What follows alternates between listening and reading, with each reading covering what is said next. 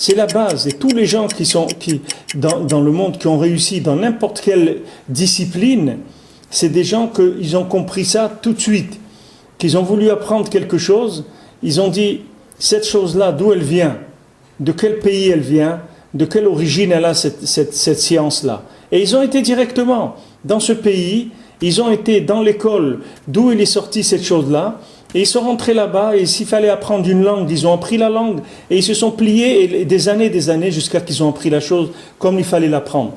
Mais vous ne pouvez pas apprendre, vous voulez apprendre des arts martiaux, vous n'allez pas apprendre des arts martiaux, c'est un Parisien qui mange du camembert et qui boit du Bordeaux à midi. C'est pas lui qui va vous apprendre les arts martiaux.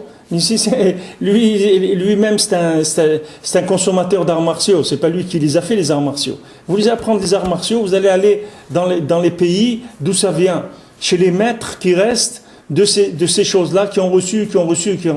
Et vous rentrez là-bas, et vous vous soumettez, et vous apprenez tout ce qu'il faut apprendre, et là vous allez rentrer dedans. Mais sinon, c'est des arts martiaux vus et corrigés par la télévision. C'est pas vrai, comme vous apprenez pas les choses vraiment. La Torah, vous ne pouvez pas l'apprendre si vous n'allez pas chez les maîtres qui sont à l'origine des enseignements. En tout cas, ce conseil-là, Rabbi Nachman, il le donne, c'est sûr pour lui, pour son enseignement, mais il le conseille pour tous les enseignements.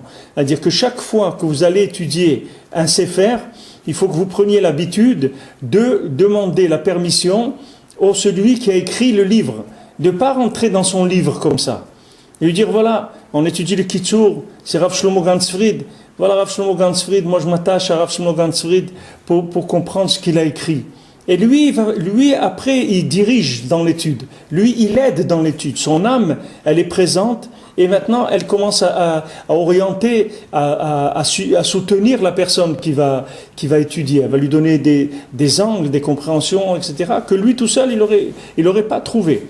Il prend le texte comme ça. Mais quel rapport il a avec le texte? Lui, il sait rien du tout. Il rentre dans un texte, il sait pas comment il doit le prendre, de quel côté il doit l'attraper. Maintenant, il y a l'auteur du texte, que lui, c'est de lui que c'est sorti. Il faut aller le voir à lui. C'est de lui. Comme il a dit, comme il a dit Paro, je vous l'ai dit beaucoup de fois, Paro, il a dit, quand Yosef, il a donné le conseil, il lui a dit, c'est toi qui vas le faire. Ce conseil-là, il est très beau, mais c'est toi qui vas le faire. Pourquoi? Parce que Paro, il a compris qu'il n'y a pas de... Comme les gens ils disent, les conseilleurs ne sont pas les payeurs. Mais c'est normal, c'est-à-dire les conseilleurs, ils ne sont pas les payeurs, parce que ce n'est pas eux qui ont inventé le conseil. Lui, il vous donne un conseil qu'il a vu quelque part, comme ça. Alors c'est sûr qu'il n'est pas les payeurs. Mais celui qui a trouvé le conseil... Lui, c'est sûr que c'est lui le payeur, parce que lui, c'est lui qui l'a fait descendre le conseil. Yosef Hatzadik, c'est lui qui a fait descendre l'interprétation du rêve de Paro. C'est lui qui a fait que Paro, son cœur, il s'est calmé et il a eu une tranquillité parce qu'il a vu que son rêve avait été vraiment interprété comme il le fallait. Donc maintenant, quand Yosef il a fini de son explication, il lui a dit, regarde, je vois que si Hachem il t'a fait connaître ça, ça veut dire qu'il n'y a pas un chacham, il n'y a pas un sage plus grand que toi. Donc c'est toi qui vas prendre les rênes du pays et c'est toi qui vas appliquer ce conseil-là. Paro, il a compris ça. C'est un principe qui est simple. Si maintenant Hachem, il a donné à quelqu'un, si Hachem il a donné le Zohar à Rabbi Shimon Bar Yochai, ça veut dire que c'est pas la peine que vous cassez la tête, c'est Rabbi Shimon Bar Yochai qui connaît le mieux le Zohar. Vous pourrez pas connaître le Zohar plus que Rabbi Shimon Bar Yochai. C'est par lui que c'est passé. Ça veut dire que lui, il est à l'initiative de la découverte du Zohar. C'est-à-dire que le Zohar, il existait là où il existait, mais Hachem, il a dit, voilà, c'est lui qui va amener le Zohar dans le monde. Donc celui qui va apprendre le Zohar, c'est avec Rabbi Shimon. C'est lui qui va lui enseigner le Zohar.